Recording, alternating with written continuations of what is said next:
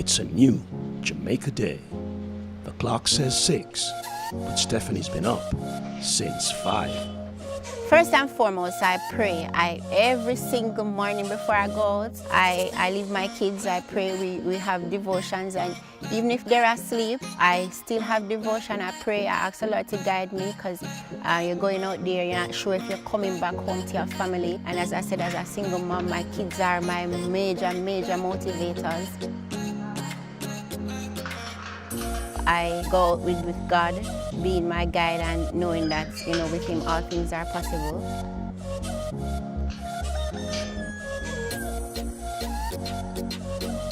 Now it's time to hit the road. Getting to work first thing in the mornings, it is very, very important to me to check my vehicle. Some drivers don't, but not Stephanie. To do a pre-trip as it relates to my tires, underneath my truck, if any parts, look like something missing or something going. She always does a 14-point inspection. My order for today. Safety first. Checklist complete.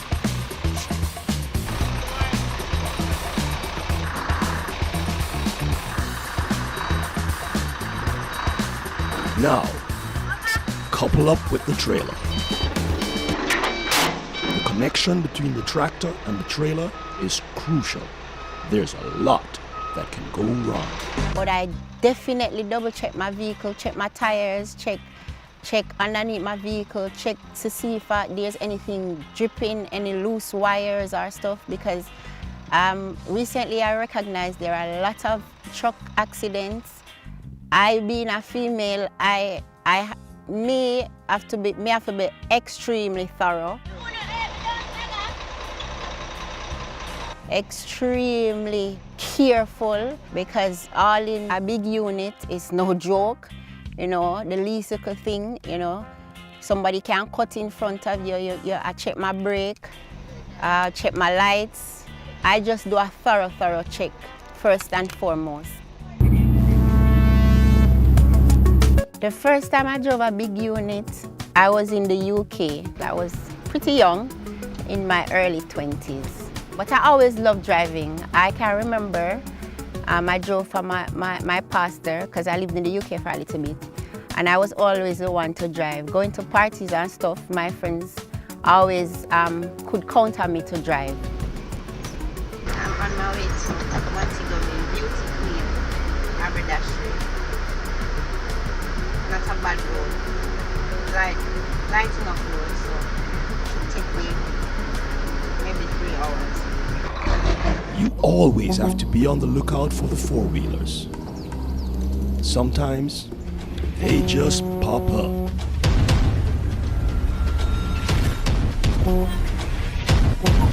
On your blind side.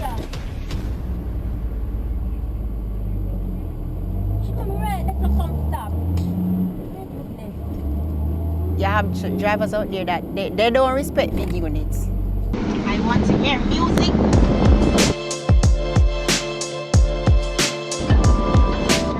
Stephanie gets the first call from the dispatcher. Yeah. Alright, yeah. She said, alright, thank you. Now it's time to hit the road. Today's delivery is Kingston to Montego Bay, 177 kilometers.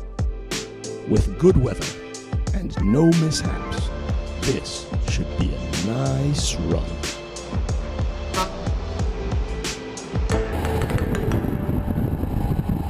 A trucker needs to be in touch with their rig. I just approach everything with caution, really.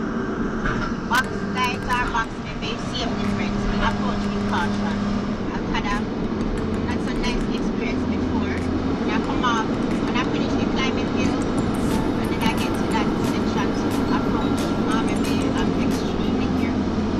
But separate and apart from that, These big rigs come under a lot of pressure. And sometimes things break.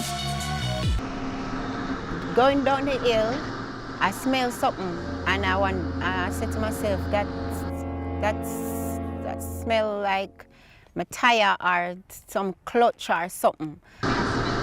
She's smelling burning rubber.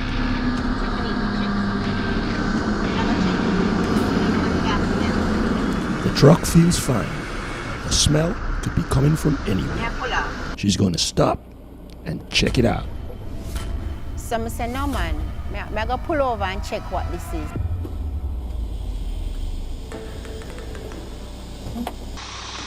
You've got to listen to the machine.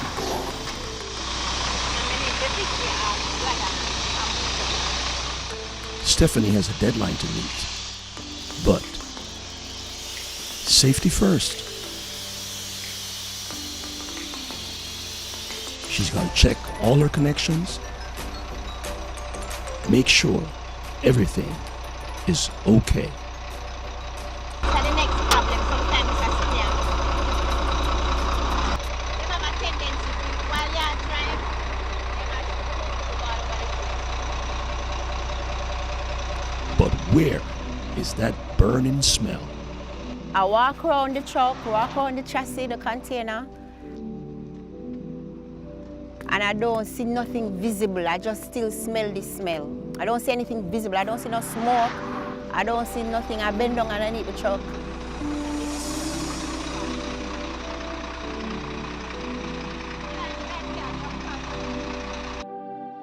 Stephanie found the problem.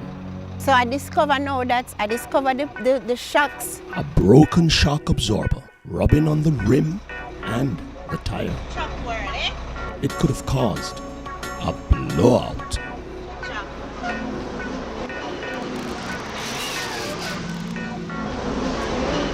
The shocks on my truck head break.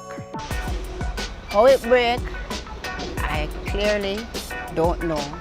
This time, she was lucky. May I say, Lord Jesus, how is this now? So at this point, the next best thing to do is to stop and call base and let them know that there's no way I can haul this container like this. But then, calling base, this means that somebody are gonna come take my container, I reach on the toll, money gone for me, I have to go back home and somebody go with my load. So I thought to myself, I have to do something to help myself. Using some skill. So I decided to pry away the broken piece from the tire. And some muscle. It was no walk in the park. Stephanie has managed a temporary fix.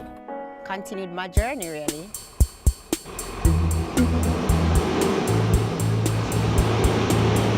After I picked up the box of the IZ, I came up the IZ, went in, proceeded to go into the scanning line.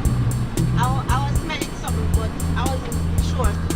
Because saying somebody behind me that smoke or something, or somebody's tire. It smelled like a binding smell. I think it's okay. May I try to cut back smell, let that breeze come into my face to see if I smell anything. But I don't smell anything, so I'm on my journey now to Montego Bay. So one shock, I think the box is not that heavy, so I suppose we're not gonna really have a bumpy ride.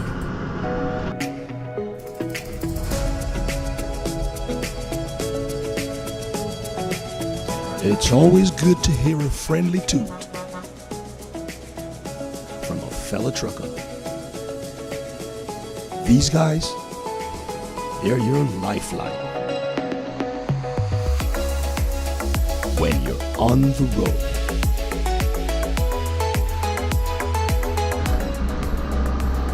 Stop again in a minute just to double check the problem. The little, what would I do now? The little fix, let me fix it. If it's alright, so I'm going to stop and double check when I find somewhere safe to pull over. And then hopefully everything's alright, and then straight on to Montego Bay to drop this in.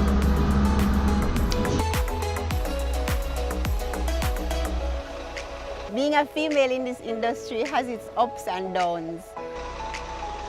I think there are more ups than downs in my estimation because the man them like to see woman trucker. Sexy. Sorry. Yeah. Initially fixed it because of Truckaz. People overall, both men and women, love to see females doing their thing. You have some man where I say, no, for instance, if you go somewhere you take long for back up, some of the man them will cuss you out and say, she can't drive, she take up what she can't manage.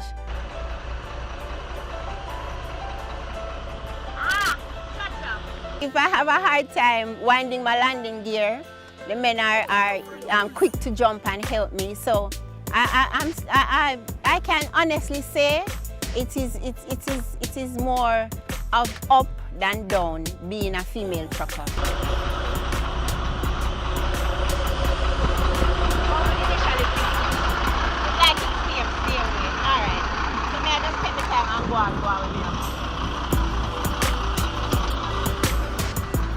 The fix is holding. She's gonna make it all the way to Montego Bay.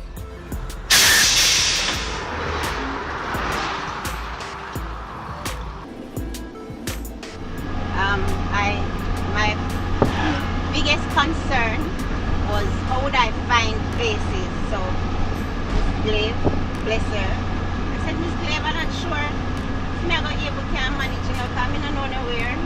And when you talk about going out of town, the furthest out of town we ever go Port Antonio. We know Port Antonio, but Montego Bay? And she was like, don't worry, you'll be okay. I was going in it not knowing what to expect, being a female. Look at me now, driving to Montego Bay by myself, so just puts a smile on my face. Driving itself is not new to me because I would have been in the professional driving industry already, but being a trucker, female trucker, didn't know what to expect, but I went in with an open mind, went in ready to garner everything that I could. Yay! So I have grown. Yes. I had down times because I was pushing myself and I wanted to get it there and then. And I must say that my team members, they were encouraging to an extent because they would, sometimes they would let me know that, Stephanie, you're not going to get it at once, you know, it's a process. And you have to just know that you have to take it one step at a time. I think this is why I love driving. Driving, make you know places. I cherish my time at JTC because JTC make me know a lot of places, even around town, you know, outside of town. I've been on some, you know, some excursions, and with this now, you can safely say, you know, places, you can drive the places by myself. So it's a good look. Hello? Yes, I'm actually on that road to the Montego Bay Airport stretch. I'm on my way now. Okay. No, it's my second time actually coming. I know where to come, yes. Alrighty, I'll be there shortly. Bye. Oh, 2-1. My objective is to get to this place before 3 o'clock. Hopefully we can get here within the next hour.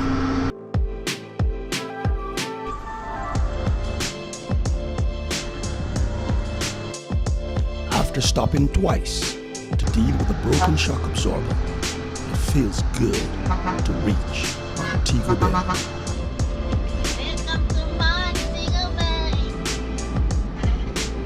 This road, you know, you have to hug your side on the road here narrow and keep the gear. Hold the gear and hold it and hug your side over here.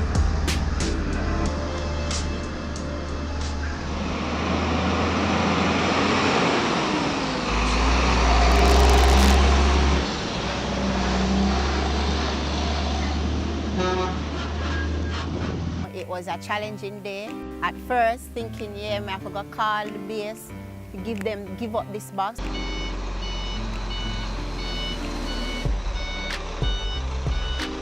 container has to go. There's a time limit. In this sense, you know, me get to do what I have to do to fix the truck, bring my oil.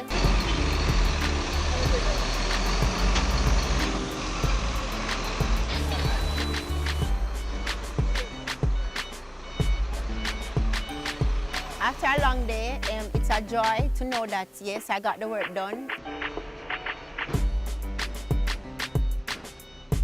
No lick down nothing, touch nothing. Going home to my kids, my family, it's a joy. Another load delivered. Another happy customer.